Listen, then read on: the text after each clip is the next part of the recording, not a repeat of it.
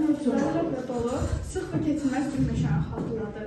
Hər bir tədqiqatçı bu meşədə təbiətin möcüzəsini axtarıb tapmağa çalışır.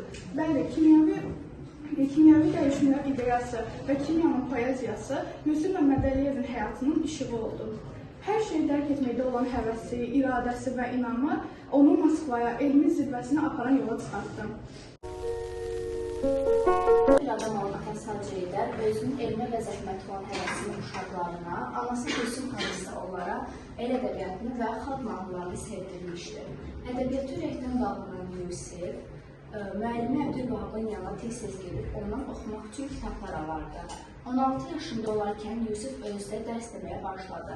Bu dövrdə müəllimlik etmək indi bizə qəribə görsənsə də, amma o vaxtlar üçün erkən yaşlarda müəllimlik etmək təbiidir. Yusif Məmmədəliyevlə bir kursda təhsil alanlar xatırlayırlar ki, onların həmin bu təhsil aldıqları illər 60 illəri idi.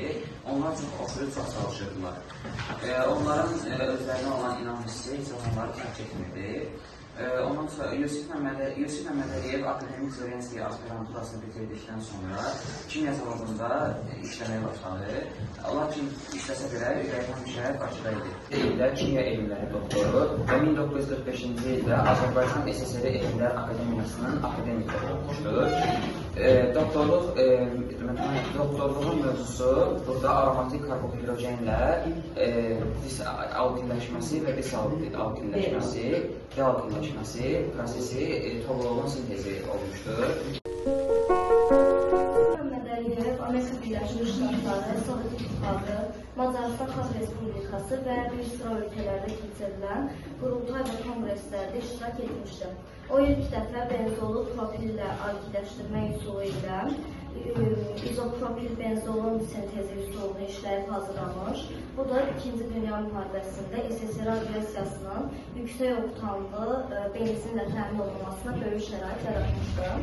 Azərbaycan Elmlər Akademiyası 1945-ci ilin yazında açılmışdır.